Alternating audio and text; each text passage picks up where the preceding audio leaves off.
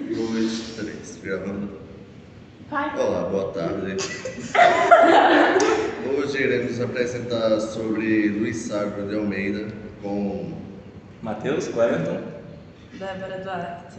Carla Elétrica. e Diego José. Bom, enfim, vai ser apenas uma conversação normal sobre o que entendemos ao depois da nossa pesquisa sobre Luís Sávio de Almeida. Ok? Ok. Quer iniciar? Posso iniciar tranquilamente? Pode iniciar. Você. Bom, um fato que me interessou muito na história de Luís Sávio de Almeida foi a questão sobre a história de sua família. Me interessei muito sobre essa questão, que, como que eu pesquisei, eu pude ver que a família dele em si era uma família que já tinha privilégios, já era considerada rica, e ele em si nasceu em um berço de ouro, podemos dizer. Por conta que anteriormente apenas havia confusões entre os seus avós.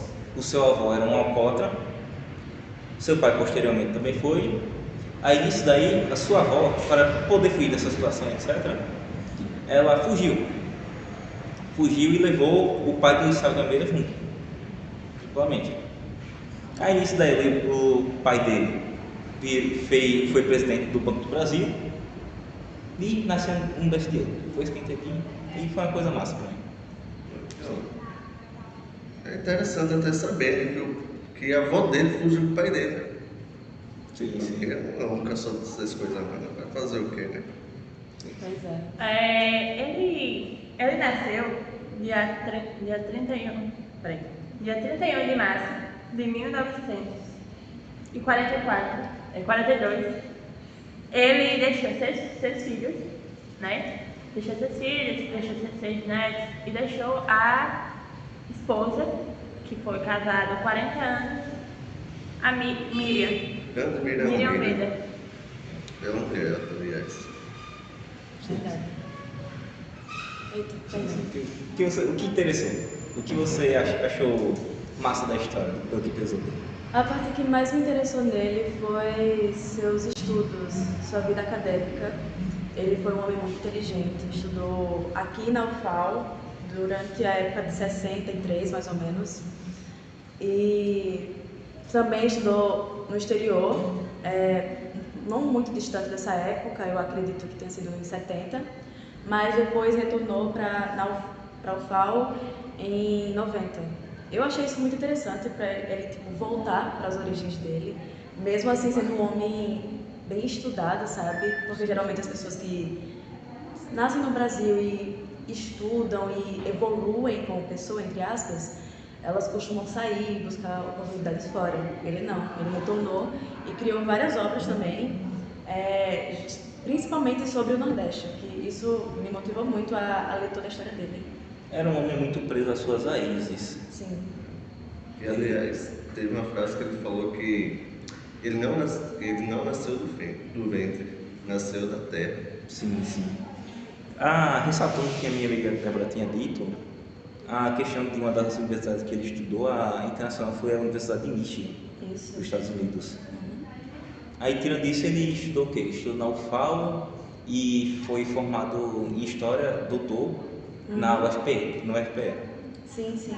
Ele também fez ciências jurídicas aqui. Sim.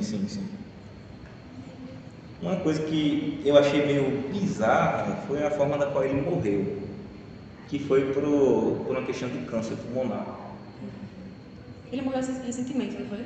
Foi, né? Morreu no dia... Sexta-feira, 23 de fevereiro, se não me engano, desse Foi dia ano. 10. Foi dia 10? 10 de fevereiro de 2023 que ele tinha morrido.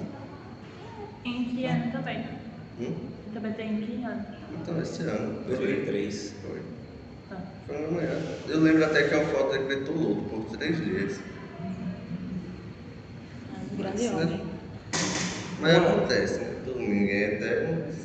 Uma coisa que eu achei muito curiosa, vou falar tudo que eu lembro em si, foi a questão as pessoas das quais ele convivia, perto dele, etc. Ele era uma pessoa não tão alta, um homem forte, uma voz grave, mas o que mais surpreendia é a questão de sua humildade e o carinho que ele tinha perante os seus discípulos, amigos e etc. Que todos os quais conversaram com ele na questão de morte dele, etc., o trataram, não que uma questão de morte não seja uma perda importante, mas foi como uma perda de podemos dizer, uma lenda, um ser do qual poderia dar uma... Foi a questão as pessoas das quais ele conviviam perto dele, etc. Ele era uma pessoa não tão alta, um homem forte, uma voz grave, mas o que mais surpreendia é a questão de sua humildade e o carinho que ele tinha perante os seus discípulos, amigos e etc. Que todos os quais conversaram com ele na questão de morte dele, etc., o trataram, não que uma questão de morte não seja uma perda importante, mas foi como uma perda de podemos dizer, uma lenda, um ser do qual poderia dar uma metodologia de vida para eles, uma coisa assim, algo simbólico, uma morte de um ser totalmente simbólico, algo importante para a nossa história. Aí foi muito massa. E uma coisa que eu também achei massa, que a questão da humildade dele, etc., ele gostava de fazer muitas piadas. Uma das piadas que ele conta no meio da entrevista, que isso também faz lembrar que a questão do carinho dele perante a história era muito grande. Que a piada que ele conta é que no dia que Deus falou que haja luz, eu acendi um fósforo. Aí foi uma piada besta, assim, tipo, mas só que isso demonstra a questão do... Ô, bicho, Não vai! a questão dessa piada é que isso daí, quer ou não, foi uma coisa engraçada, mas só que foi comentado até por um dos discípulos dele, que comentou sobre esse caso, que tipo, isso ligava muito à questão de história. Tudo, as piadas que ele fazia, etc., era ligado à história. Hoje mesmo, antes de chegar aqui para fazer o podcast, fui analisar um pouquinho mais da história dele, fui ver o canal do YouTube que ele tinha. Ele fez um registro do dia 27 de setembro de 2023. 2003 não, 2017. Aí nesse registro ele estava indo para o Arthur Ramos, etc., fez piada sobre a rua, etc., um bocado de coisa. Era uma pessoa muito carismática. Foi isso que eu achei muito interessante da parte dele. Foi um grande homem, muito importante. Algo a mais falar?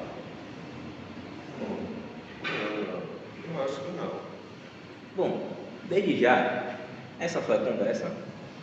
Eu acho que todo mundo preferiu assim porque foi uma coisa mais sincera. Foi um negócio mais leve, sabe? Sim. Aí, essa foi a nossa questão sobre o nosso pensamento sobre o que entendemos sobre a história do Luiz Sá de Almeida. É sobre isso. Espero que vocês tenham gostado.